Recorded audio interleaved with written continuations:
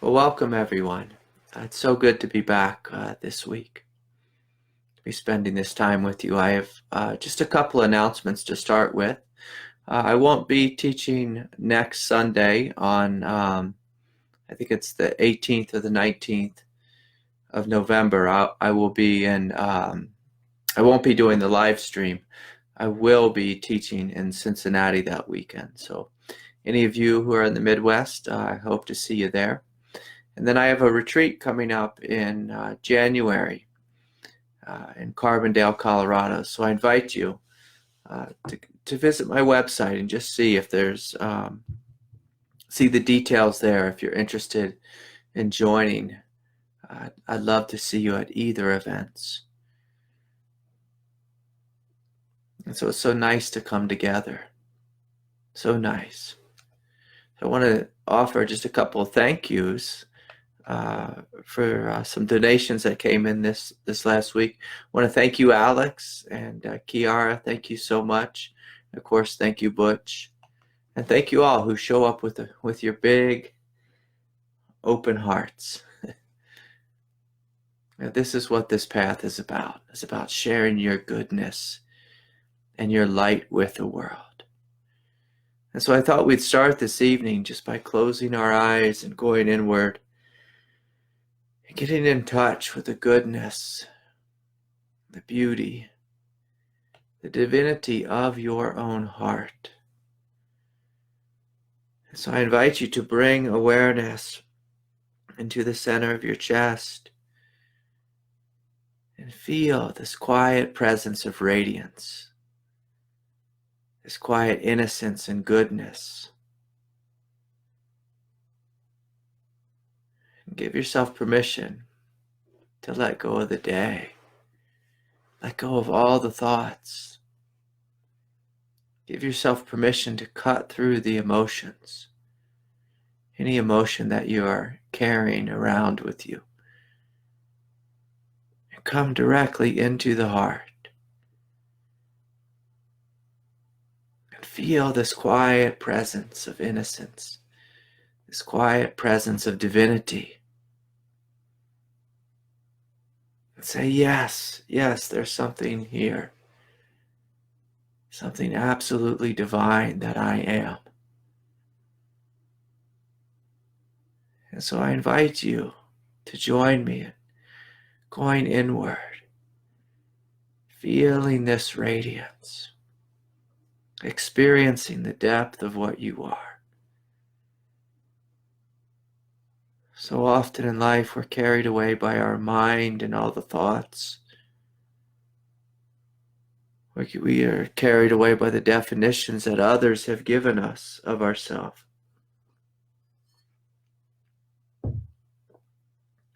But in this moment, I invite you to let go of every definition and simply experience this quiet, yet radiant innocence which you are. And so we allow awareness to descend into the heart, into the belly. We're taking deep, full breaths. Just breathing in and breathing out.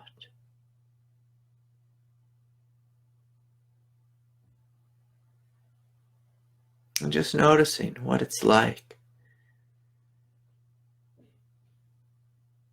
What is it like to give yourself permission to let everything fall away? The day, the week, the thoughts, the emotions. And to simply come into this quiet presence of innocence. Can you notice that this quiet presence of innocence is always here, eternally present? The great I am is silently witnessing your life, silently witnessing your emotions and your thoughts that move through your consciousness. And so I invite you just to let go.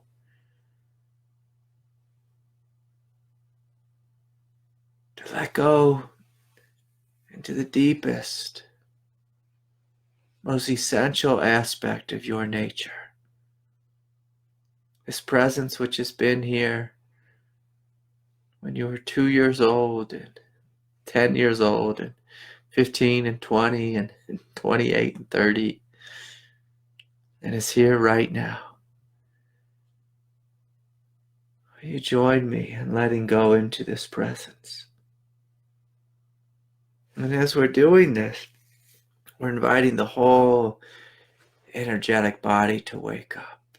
So we're relaxing the throat and the jaw, the shoulders, relaxing the muscles in the face. Sometimes we hold tension there. And of course, we're completely relaxing the mind, giving ourselves permission not to think, but simply to feel, to experience. And so you're opening the crown chakra and just inviting this descent of grace to come down and to, in a sense, to cleanse, to purify the mind and the body. So we're taking deep, full belly breaths, just breathing, feeling. Relaxing the solar plexus, relaxing the lower belly,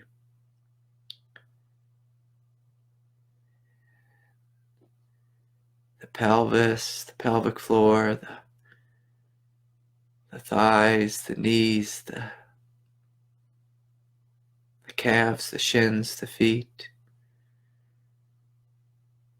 All the while, just taking deep, full belly breaths, breathing in, breathing out.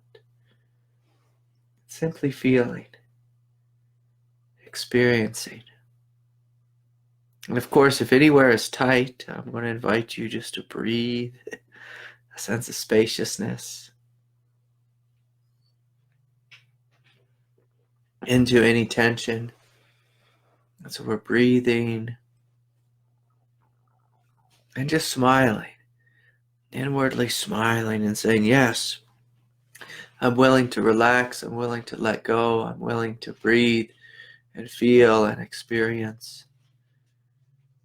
I'm willing to completely let go right here and right now.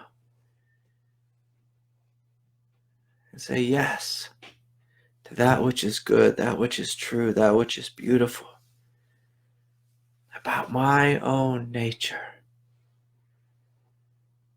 So we're breathing in, breathing out,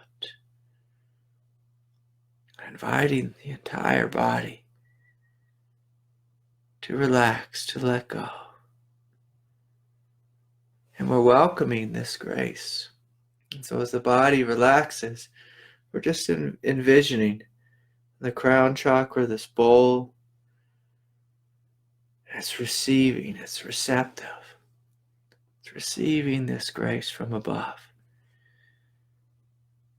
We're saying, yes, Lord, bless me.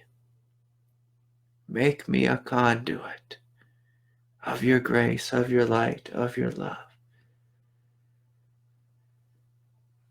Empty me out.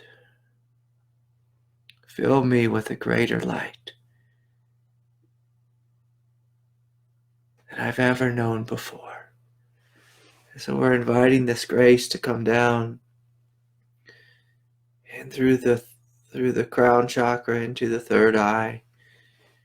We're noticing the spaciousness of the mind. The mind is so spacious when you stop paying attention to all the thoughts, but simply give yourself permission to notice the space out of which thought arises.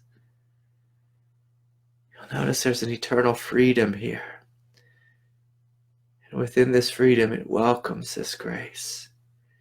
So we're inviting this grace down through the throat, into the heart.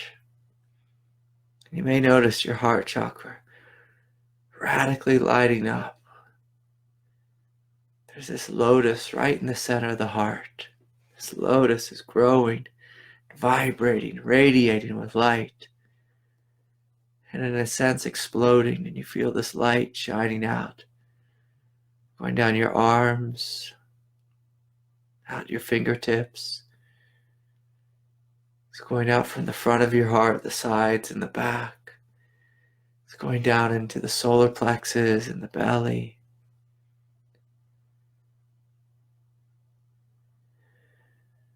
So just take a moment and feel that. Feel that grace. Feel the hugeness of what you are. So yes, deep, full belly breaths. Inviting this grace, this light, down into the hara and the pelvis. And if you're sensitive, you might notice that the intensity of this light takes your breath away. It could be very subtle for some of you, but for others, you'll feel it is quite intense. And so we're just inviting the Lord of the universe, the Holy Spirit, the Great Mother, Prajnaparamita, to have her way with us, to awaken in us and as us. We're allowing this light to come and descend down into our legs, our feet. And as it does this, simultaneously the earth is waking up, matter is waking up.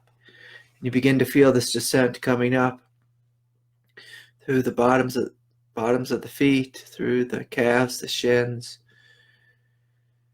through the legs, to the pelvis, to the belly. And so we're inviting this descent of grace down from above and an ascent of grace up from below. Your job is simply to open, to relax, to let go, and simply receive. Receive. Let go of anything you struggle with and receive that which is divine, that which is holy. To awaken. Awaken to your divinity and allow your divinity to be blessed by this greater divinity. And so this descent of grace is coming down from above, and this ascent of grace is coming up from below as the earth wakes up in you, as you. So deep, full belly breaths, breathing in, breathing out. You feel this inner brilliance in the belly, the heart. We're saying yes. Yes, Lord. Yes, fill us with your love, your light, your beauty. Yes. Show us all of these inner gems, these chakras waking up. Yes, my friend, you waking up to the hugeness of what you are. So we're breathing, feeling, and saying, yes, I'm willing to surrender my life to the highest aspect of my own consciousness, the highest aspect of divinity. So we're breathing, we're feeling, we're experiencing this radiance, this brilliance, this freedom, and simply noticing that this brilliance, this radiance is happening within this space of emptiness, within this space of silence. And so we are living this great paradox.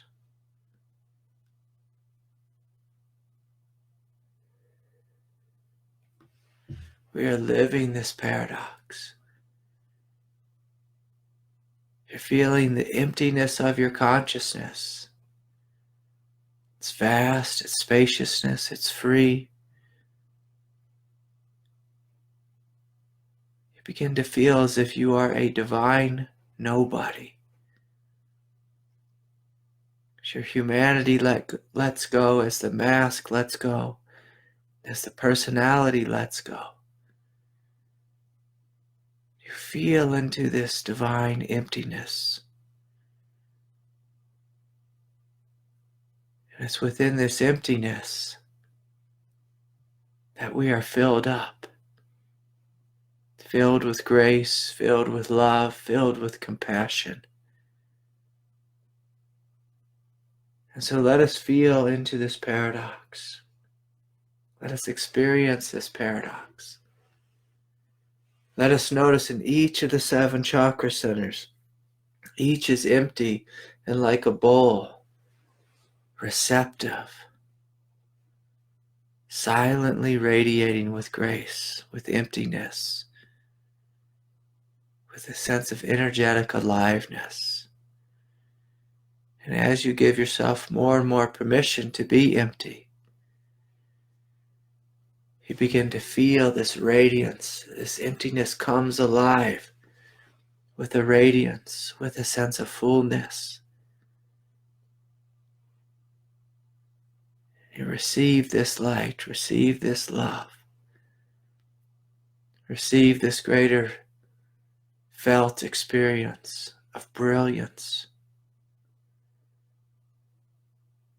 So we're taking deep, full belly breaths.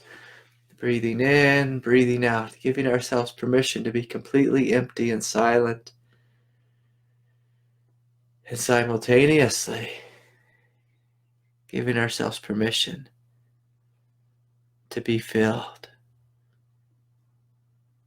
Filled with grace, filled with light. And so I invite you just to gently open your eyes and to notice. Notice the feeling of radiance. Notice the spaciousness in the room that you're in. Notice the spaciousness in your mind. Notice this supreme state of stillness which is everywhere. Isn't it such a joy to be alive when you begin to see and perceive from the truth of your being, from the truth of your being.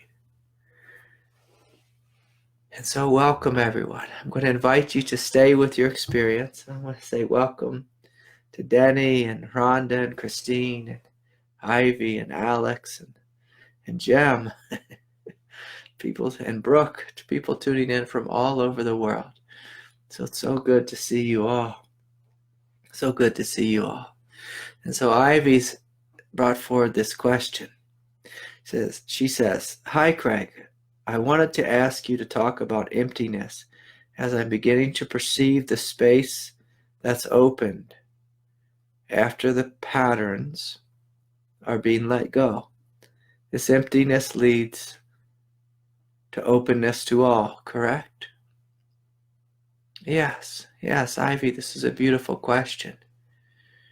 And so one of the ways we explore emptiness is for you to begin to notice the space out of which your thoughts arise. So most human beings on planet Earth, instead of focusing on the spaciousness of their consciousness, most human beings on Earth focus on their personality. They sit there and they pay close attention to, what am I thinking? What is my mind commenting on? What are my opinions about this or that? How do I feel? Do I feel good or bad? Do I like this or like that? And so that's one perspective, and that's what's normally called the dream state in the teachings of Buddhism or yoga. But there's this old Tibetan teaching called turning awareness upon itself. So instead of awareness looking at the contents of your mind or focusing on the commentator, like sometimes if you walk into a room, you might have a commentator in your consciousness that's commenting on all the different people in the room or whatever it is.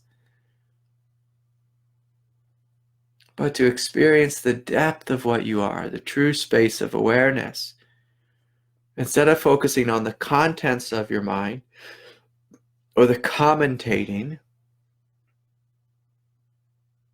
I invite you to notice the spaciousness of your mind, the emptiness of your mind.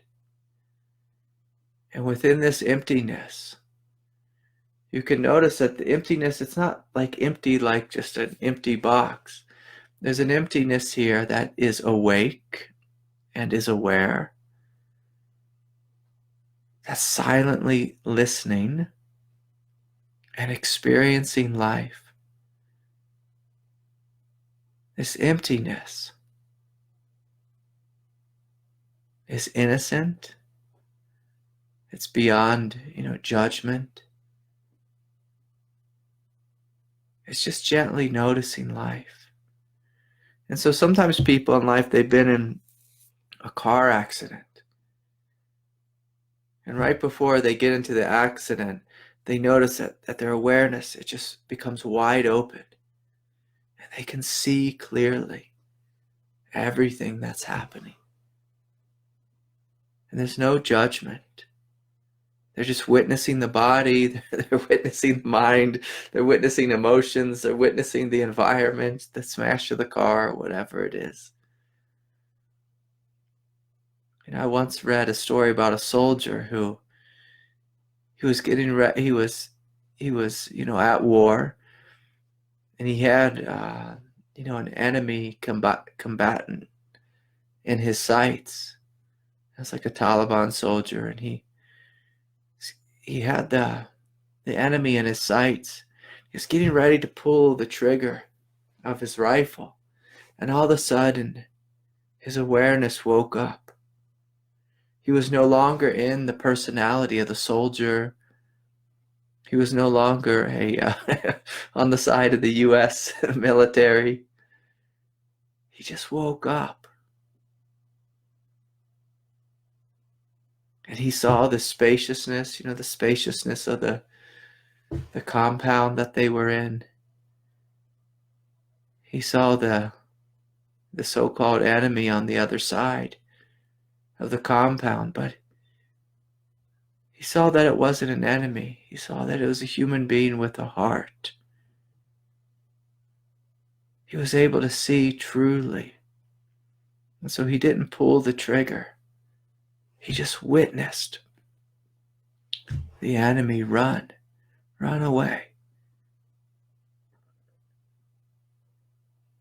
He felt this hugeness of what he is, what he was. So when we step into the truth, it's empty of mind, empty of personality, empty of ego. It's spacious in every direction. It's peaceful in every direction.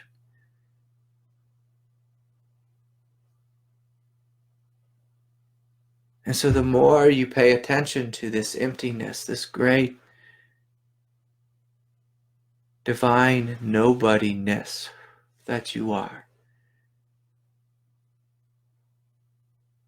you begin to experience that what you are is vast openness, vast freedom. And that this freedom is loving, is silent, is awake, is aware.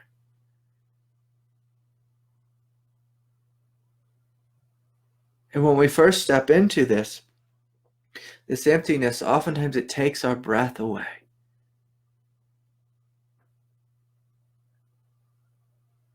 It's almost like, if you can imagine being caged in a body your whole life.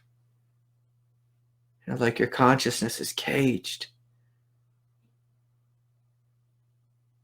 In a body, in a personality, in an ego. And then I want you just to imagine all the walls falling down. So like the four sides, but let's do four sides and all falling down simultaneously.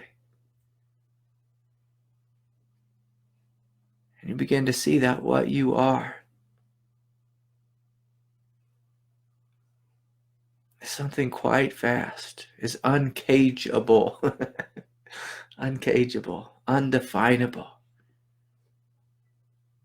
indescribable, ineffable, indestructible.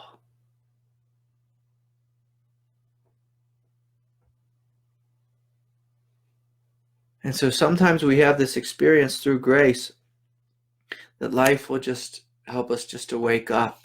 And we wake up and our consciousness explodes open. We are no longer identified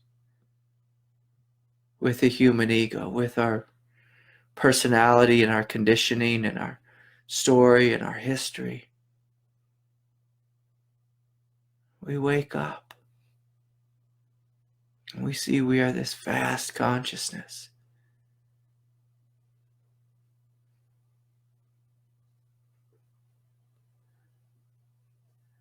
And so, yes, one of the qualities of our true nature is emptiness. And the beautiful thing about emptiness is the more you let go into it, the more open you become. You become open to everything. You begin to see that there's no walls between you and life. And Ivy, you have this sweet little dog. You begin to see that there's no walls between you and your dog. No walls between you and the room you're in now. No walls between you and the big blue California sky or the big dark night sky. You begin to feel timeless and eternal. And in this eternity, you begin to experience the deathless aspect of your nature. The nature that's outlived this current incarnation. And so, yes, I invite you. I invite us all to let go into this. One of my teachers, he calls himself a divine nobody.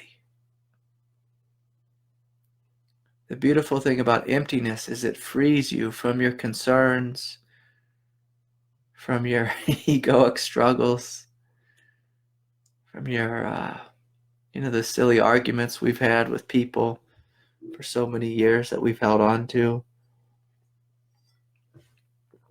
Emptiness, it's a doorway to truly letting go. It's the space of letting go. In fact, it's the space of everything. And so one of the things that I liked to do when I first awoke to this was just to notice that this emptiness is here all the time. I can remember I was meeting with my teacher, Ajahn. He just asked me, "What's here all the time, Craig?"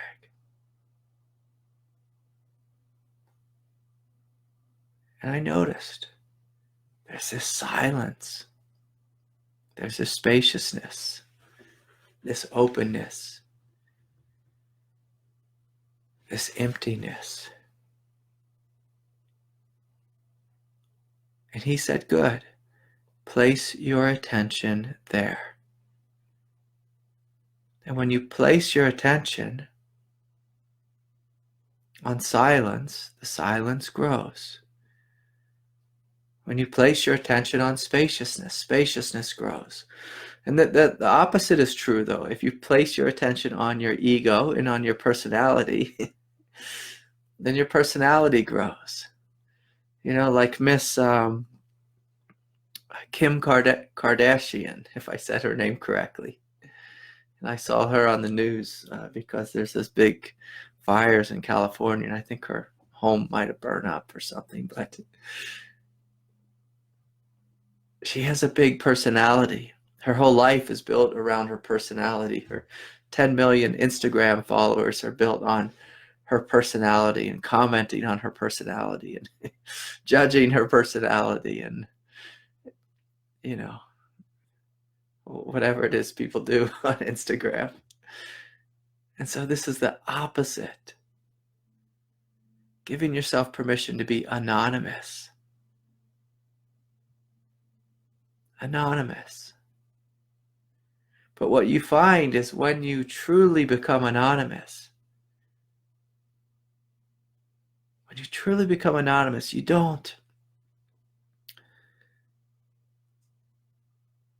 don't disappear. Your personality may disappear, but your innocence comes more fully forward. Your true nature comes more fully forward. This huge feeling of life comes forward in you as you. And you feel as if you are a star. Not a movie star concerned about their looks or personality or if they're going to get the big part. You become a brilliant star who's free to be yourself in the world, free to be a goddess, free to be as big as the sky, free to be as deep as the ocean, free to be one with all of life. Because if you've noticed, this emptiness, it's inclusive. It creates no walls between you and anything.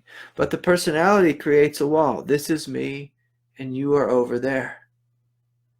And so if we go back to our good friend Kim Kardashian, she's holding up her camera or cell phone, taking a picture of herself.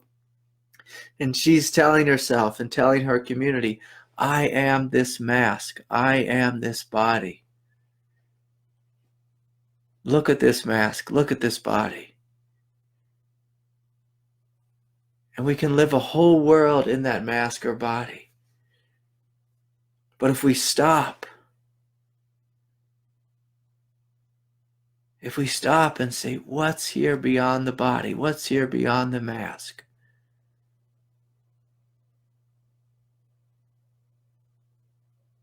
You begin to wake up to this vastness, this freedom, this openness, this inclusivity.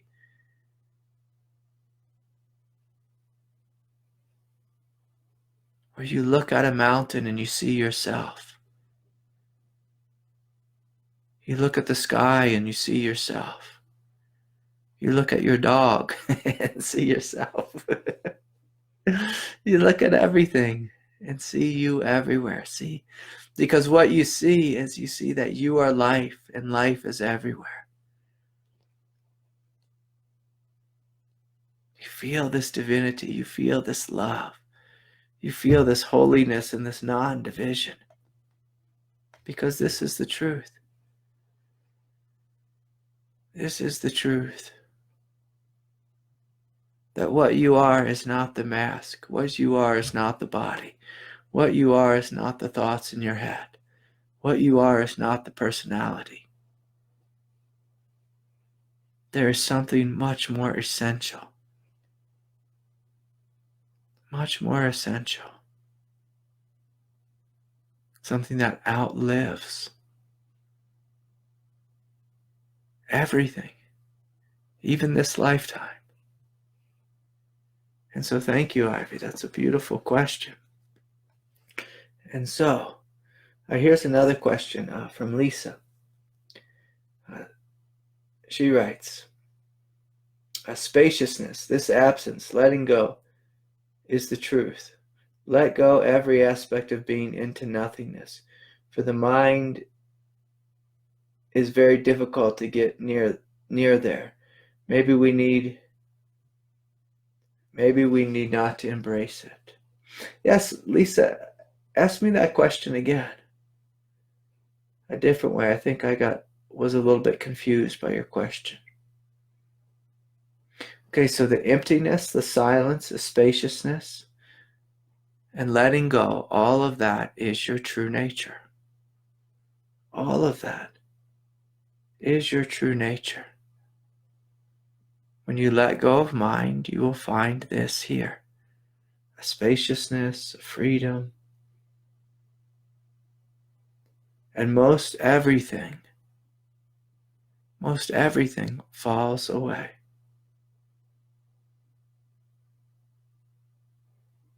Yes, okay, Lisa. I'm going to clarify. Most everything falls away when you let go and give yourself permission to be nothing. There's a funny thing that happens when you give yourself permission to be nothing. You become everything. Everything.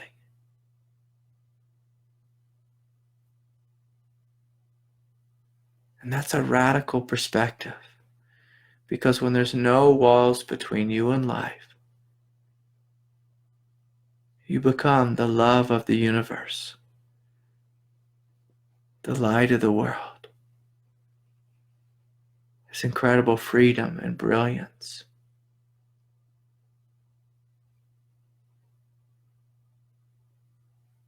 And if you notice any shred of humanity, continuing to stick around, which I'm sure most of us will. If you notice your ego coming forward and arising again out of this spaciousness, you have a choice. You can let go of the ego and come back into the spaciousness, come back into the freedom. You can ignore the ego and step back into this hugeness. But if the ego revolts, if you have chronic tension or anxiety in your body, if your inner child comes forward and says, hey, don't you forget about me. If you have a fit at work or a fit with your husband or ex-husband or whatever it is, then yes, from this space of spaciousness and vastness, can you love your humanity? Can you be the healing light for your body, for your consciousness, for your nervous system? And this is a great question, because what happens here on the path is we can step into absolute perspectives and experience the truth of the Buddha or Ramana Maharshi. But we also have to humbly admit that our body is an evolutionary organism. It lives in a relative reality. And so sometimes the body, or oftentimes the body, is the last thing to change. And so the body may need some love. There's a good chance it does need some love. And so we want to make sure, as we step into this transcendent vastness and emptiness and freedom, that we continue to love our body, love our form, love those around us. And so just as we step into this freedom and this spaciousness and emptiness, we simultaneously want to step into the love of the heart, this quiet, innocent radiance. And if any pain comes forward, we take a deep breath. And from this space of empty freedom, we say, yes, I'm willing to love whatever arises within my consciousness. I'm willing to love whatever arises here on the planet. I heard this very beautiful story today. Today is it's Veterans Day, and it's the 100th anniversary of World War I. And so in England, they lit, something like 10,000 candles, maybe even 100,000 candles outside of this castle in England. And they were saying that in the Great War, 900,000 British died. That was just the British. That's a ridiculous amount of people to die in a war. And so they are remembering the pain and the suffering that happened. They are remembering because they don't want to forget the suffering that came forward. They want to bring this memory forward into our consciousness so we make sure that we don't repeat this pain of the past. And unfortunately, not too long after World War I, there came World War II. And they were interviewing this man. He's actually quite old. He was a veteran of World War II. And he fought in the Battle of Cologne in Germany, or Cologne, if you're from Germany. And he was in the U.S. Army, and he drove his tank through the city. And he was chasing some German tanks, and of course they're fighting right there in the city, and tens of thousands of casualties within the city. And there happened to be a film crew there, documenting the war. And at some point, after the war, he watched some of the footage, and he realized that when he was chasing the German tank, that he had accidentally shot a woman in this car.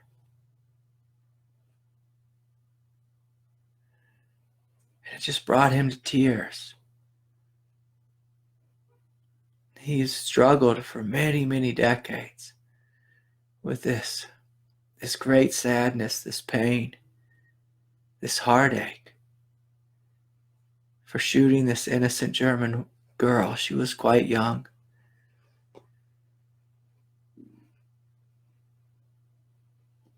And so as they were interviewing him, he was asking for her forgiveness, asking to be forgiven. He was apologizing for his sins, his shortcomings as a human being. And you could feel the heaviness of his heart, that he was really struggling with being in the war and what he had done. But if you were sensitive, you could feel something deeper. You could feel this tremendous love that he had. This desire to do the right thing, this desire to be a good man, this desire to share peace. And so later on in life, in this in this year, he went and he visited with, her family, the surviving members of her family. And he hugged them and told them how sorry he had been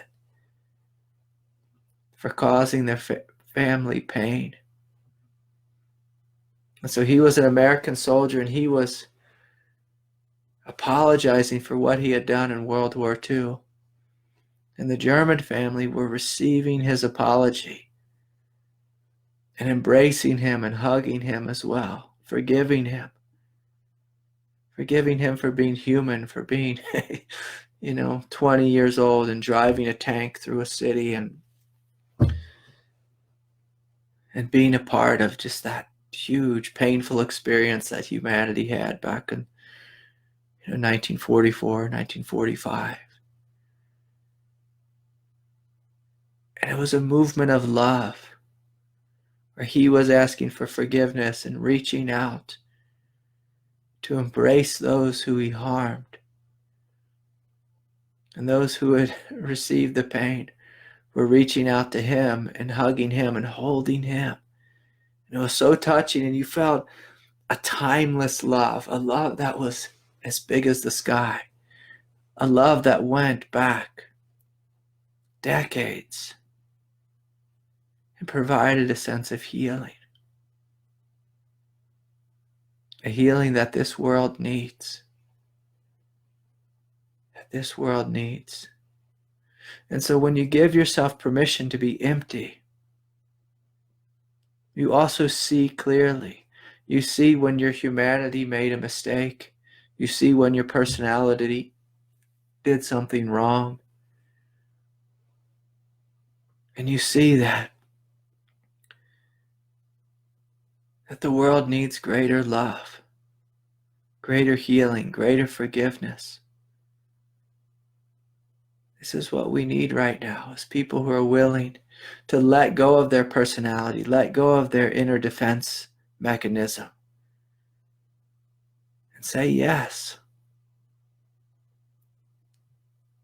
I'm sorry for my transgressions. I'm sorry for causing pain in your life. I'm sorry for hurting you. Will you meet me in this space of love? But see, if we have a big, fat, egoic nature, it's hard to meet in a space of love. It's hard because the space is filled with our ego. It's filled with our personality. It's filled with a righteousness or, some thought that I need to defend this personality because I'm afraid. I'm afraid of being abandoned or alone or isolated or kicked out of the tribe or whatever it is. We defend ourselves for so many reasons. But see, our world is at a place in history where we need to learn to love. We need to learn to love. We need to learn to get along. But to get along, we have to let go first. We have to let go of that which divides us, that which we are attached to. And so, yes, Ruth writes, is it common when we are aligned with emptiness to feel a lot of energetic sensations in the body? Yes, absolutely. Any suggestions on how not to create mind stories attached to these sensations? Ruth, that's a great question. So the more empty you are of personality, the more empty you are of ego, the more you are going to feel within yourself. And you're going to have true feeling. And so when you're empty and you're not identified with your ego or your personality, what happens is all 7 chakra centers, they all light up. And they become ridiculously sensitive. And in this sensitivity, you'll feel the hugeness of your experience. You'll feel light. You'll feel brilliance. And as these chakra centers, as they come alive, you'll notice that each of the 7 chakra centers has its own experience of divinity, own experience of holiness. Like the way it feels in your belly, if you're awake and aware in your belly, you'll feel this quiet power, like a mountain of emptiness. Whereas if you come into your heart, you may feel this unified love. In the space of the third eye, you may feel vast, spacious freedom. In the crown chakra, you may feel this sense of dancing light. And so all of these centers have a different feeling nature, a different type of intelligence, different sensations. And yes, I encourage you to let go into emptiness and to give yourself permission to wake up to your divinity. It's a big thing what I'm speaking about. It's not something small. When your chakra centers truly start to light up, It's utterly amazing. It's thrilling. And so in the beginning, yes, it's common to get to create some stories around what's happening. But I encourage you not to, create stories, but just to experience. And see, what the personality does is the personality wants to create a story and then say, okay, I've had this big experience. Now I need to write a book and become the next, guru of wherever I live. But this divine nobody that you are, as it wakes up and you simply experience without story, you feel a freedom in it. You feel like a child who's just walking into the woods, into the forest for the first time. You feel this awe, this radiance, this beauty. You feel as if life is this incredible unfolding mystery and fantasy. And so you just explore it. A child doesn't say, oh, I just had this wonderful experience, I need to write a story. The child just experiences it from this innocent space of open-heartedness. And what you'll find is if you give yourself permission just to feel, to experience, that your direct experience of life, your direct experience in each of the 7 chakra centers will be so alive, so rich, so full. If you remain empty, that's a funny thing. If you remain empty, you have more and more divine and holy experiences. Yet the opposite is true. If you go back into your personality, your felt sense of awareness and your chakra centers literally will shut down and will become limited. And it will feel like hell, literally. It will feel like hell.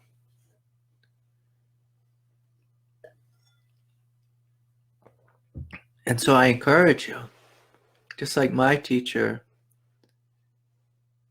encouraged me. He said, Craig, stay with the truth of your direct experience. And so a great question for inquiry is, what am I feeling now in my heart? What am I feeling now? What am I feeling now in my belly? What am I feeling now? What am I experiencing now?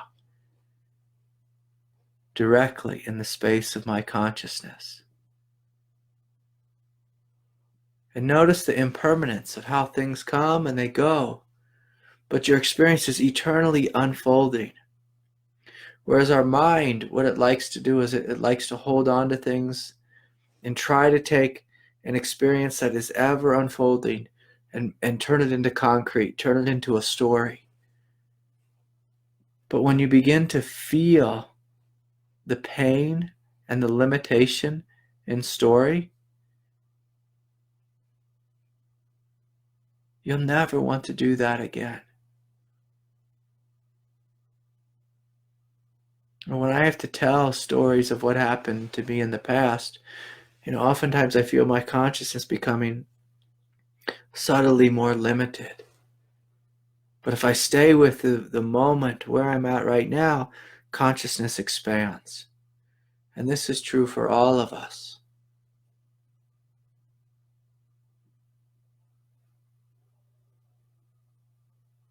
Consciousness, your true nature's normal resting state is a state of the present moment that's ever unfolding, the eternal now. Whereas the mind, the resting place of the mind is in the past or in the future. But when you're in the space of awareness, the resting place of awareness is always the present moment. And the present moment is not boring. It's expansive. It's vast. It's free.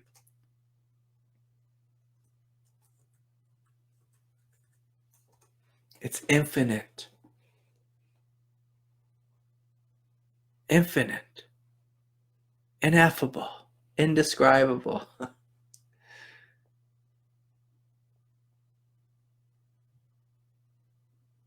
And so as you step into this state, which is the true space of what you are, it's not a state, it's a perspective, it's a being. If you don't feel yourself as vast and as spacious and alive and energetic and feel each of the 7 chakra centers flooded with light and grace, I like to say, well, there's something wrong. And by that I mean you're not fully awake and aware to what you are. You have doors closed in your consciousness. So if you're not feeling all 7 chakra centers awake and aware, I say, well, that's a problem. And so get to know these centers. Spend time there. Give your life to what you are.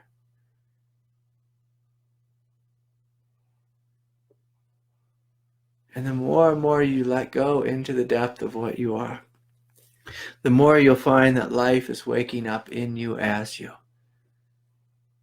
There'll be days when you'll feel overwhelmed by love, overwhelmed by bliss and samadhi. But Ruth, I encourage you, don't worry about creating stories. Just don't create the stories. But please do experience the fullness of what you are. Please realize that you are a goddess, Ruth. Be this goddess.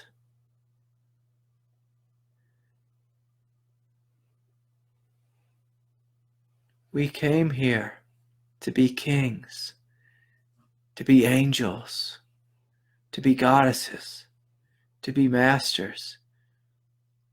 We didn't come here to be something less than. The world needs you to be a goddess, Ruth.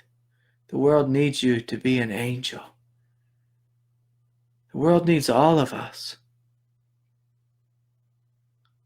to be that which we truly are. That which we truly are. And so, I want to thank you all for joining me. Thank you all for sharing your hearts. And so I'm going to invite you simply to come into your heart and ask, what is my next step here on the path? What does my heart want to be or to share? What is the beauty of my heart like?